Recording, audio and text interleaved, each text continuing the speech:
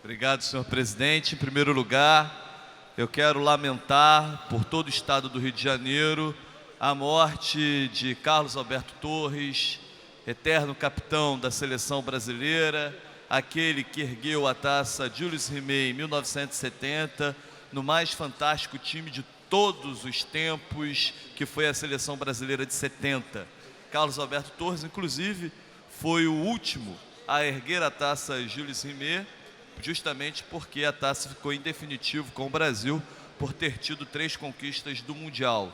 O Capita, além de ser certamente talvez o maior lateral direito da história, também um comandante na zaga dos mais impressionantes, Carlos Alberto Torres também era alguém sempre visto como uma liderança dentro e fora de campo, como uma liderança enquanto treinador de futebol, uma liderança de opiniões sempre muito fortes e ainda que contestadas, mas sempre exemplares como comentarista esportivo.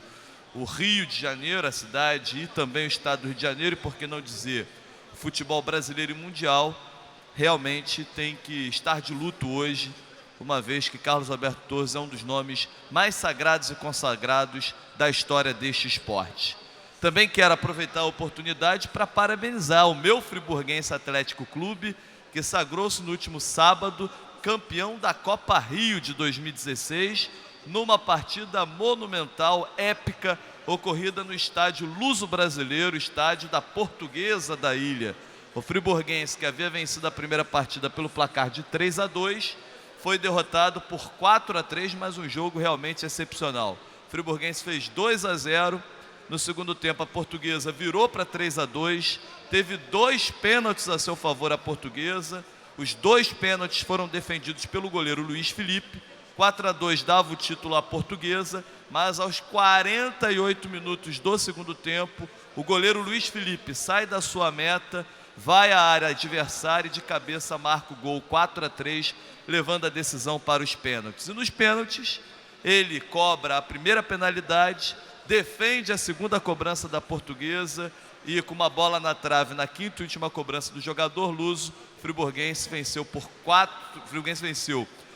placar de 4-3 e sagrou-se campeão da Copa Rio. Vai escolher agora participar da Copa do Brasil ou do Brasileiro da Série D, isso se o tapetão não falar mais alto. A Portuguesa ingressou com recurso no TJD na última quinta-feira, alegando uma irregularidade na inscrição de um dos jogadores do Friburguense.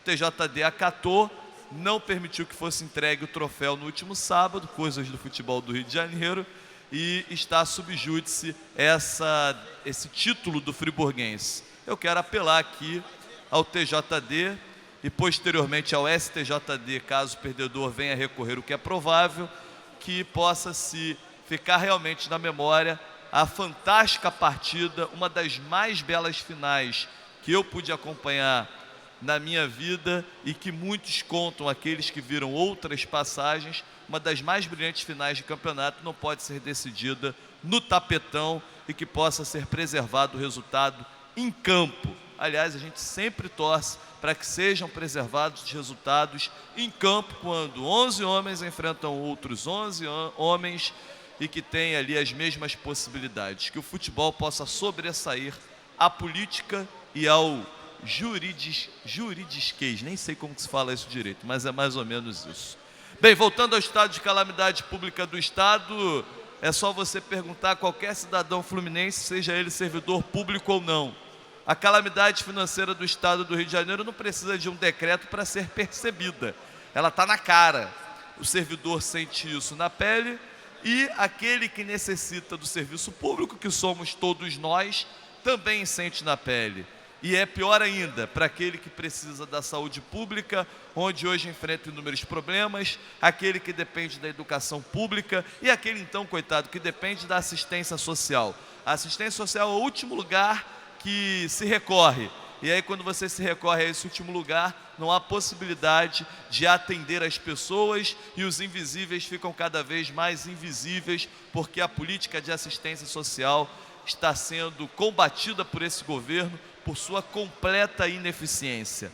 Para mim, a calamidade tem muito mais a ver com um reconhecimento, um autoatestado de incompetência, do que propriamente com essa questão de se dizer que o Estado do Rio está falido. Que está falido todos nós sabemos. E sabemos por quê.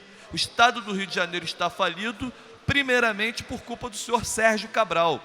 Sérgio Cabral é o pai dessa crise. E a gente não pode esquecer disso. E, por sua vez, aqueles que o sucederam não podem acusá-lo porque são parte desta herança que foi adquirida e que, no entanto, quem é penalizado é o povo fluminense.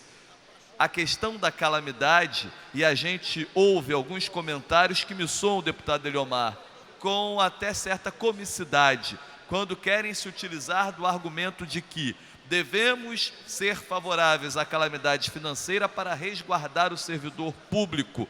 Isso não é uma verdade. Pelo contrário, trata-se de um argumento que demonstra o despreparo e o destempero de quem ainda quer apoiar esse governo. Eu acho que não há qualquer motivação para a decretação do ineditismo de uma calamidade financeira. Para mim tem muito mais a ver com a necessidade de uma intervenção federal.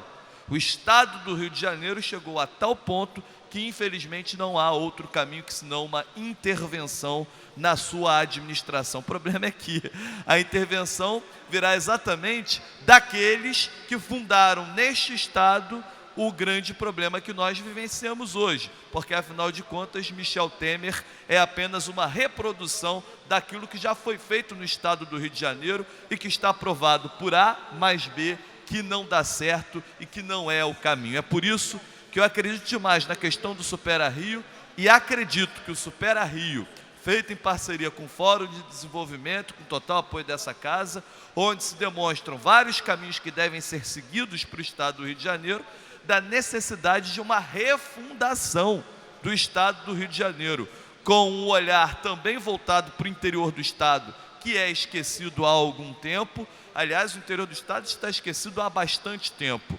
E o interior precisa ser ouvido nessa situação, porque vem sendo bastante penalizado. Portanto, para mim, calamidade financeira, esse ineditismo é dar um cheque em branco ao governo do Estado e nós não concordamos com isso.